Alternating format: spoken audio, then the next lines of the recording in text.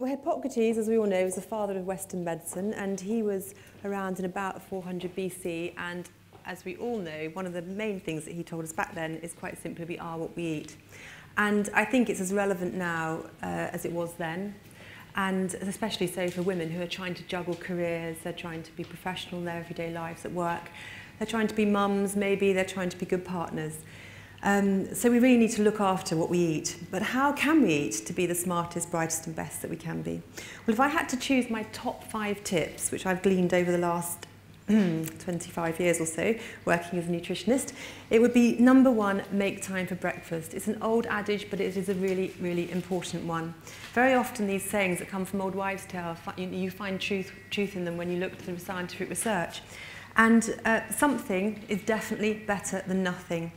And when it comes to breakfast, if you have something like a slow release energy breakfast, like porridge or oatmeal, or something like eggs on toast, very simple things like that, or even fruit salad with yogurt and nuts and seeds on top, that's going to give you the best type of breakfast of all. Breakfast eaters have consistently been shown to perform better on tests of memory and concentration and physical endurance versus skippers. So the message is eat breakfast, make time for it. Don't just make time for it for your family, have it yourself. And that may mean you don't have it sitting down at home. It may mean that it's slightly unconventional and you take in your porridge to work, for example. But please have something. And secondly, again, fairly obvious, but stop for lunch. How many of us do that nowadays? How many of us plough through lunchtime and just have a sandwich at our desk? Please, please make time for lunch. When it gets to lunch, again, something is better than nothing, but if you're looking down and drilling down to the fine detail, just tweaking things slightly can make a difference for the afternoon ahead. So, for example, having a slightly higher protein lunch, and I don't mean Dr. Dukan or Dr. Atkins, I mean slightly higher protein. So focus your meal around the protein, like the chicken, the fish, the corn, the pulses, and have slightly less carbs, so it's not a really carb-heavy lunch, and that will help to give you the energy you need to get you through the afternoon and really take the edge off that afternoon dip, which can just leave you so tired and you just feel like just doing nothing mid-afternoon except grabbing coffee and cakes. And that's the last thing you want to do when you're feeling tired, is have a cake, because it'll just bring you down even more. So please, make time for lunch.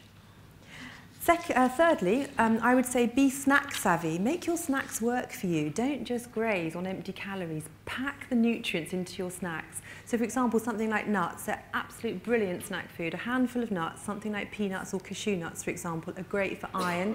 Lots of women in this country don't get enough iron, and that can leave you feeling stressed, lacking in concentration, and can even affect your IQ. So please be smart, snack savvy. Snack savvy. It's very important. Or indeed, go for fruit. That's another great snack. Obviously, it won't give you a quick rise in blood sugar, but it will give you important nutrients. And blueberries especially are brilliant. Scientists have shown that these actually do contain plant nutrients that help blood perfusion to the brain, so you get more blood to the brain, and that can in turn help cognition. So something like a bowl of blueberries is an absolutely brilliant snack. And then fourthly, keep hydrated. It's really, really important that we keep hydrated throughout the day. A lack of fluids can make us feel grumpy and stressed, and that can lead to office rage, which is obviously not what we want. And also just lead to general rise in anxiety and tension in our work and personal lives. Now, all fluids count. Contrary to popular belief, coffee and tea do count as a fluid. They do keep our hydration levels up. And things like fruit juices, sugary drinks, sparkling drinks, they all count as fluid. But obviously something like water is going to be the thing that gives you no additives, no extra sugar, and you just get the pure hydration from that. But if you do need a little kick start, then a caffeinated drink used judiciously throughout the day can be useful. Caffeine is one of the most widely used psychoactive drugs in the world. Used carefully, it can give you a real boost if you need it. So mid-afternoon, that might be a good tip if you just have 1 cup of coffee then. And finally, don't forget dinner. Again, incredibly obvious, but how many of us actually do make time for dinner?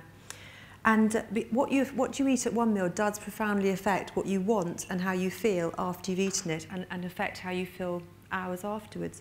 So something like a dinner, really what we're trying to do is, again, this is fine tweaking, is to try and have more carbohydrate and less protein. So exactly the opposite to lunchtime, because having a high carb dinner can help you to feel more relaxed. You know what it's like after you have a big baked potato or a big bowl of pasta, you just feel more relaxed. And that's because it helps to release things like serotonin, which bring you down, help ease you into good night's sleep, which of course is going to be beneficial for how you feel the next morning. It's interesting, scientists have just come out with some fascinating research which shows if you save your carbs for the evening, which is completely against everything we hear about no carbs after 5 o'clock, if you do exactly the opposite and have your carbs after 5, that can help to raise levels of hormones which help you to feel fuller the next day. So the impact of a high-carb dinner can not only be that you feel more relaxed to have a good sleep, but actually feel less hungry the following day. So in summary, nobody is more important than your body. No body is more important than your body. Depends how you say it. The point is, your body is important.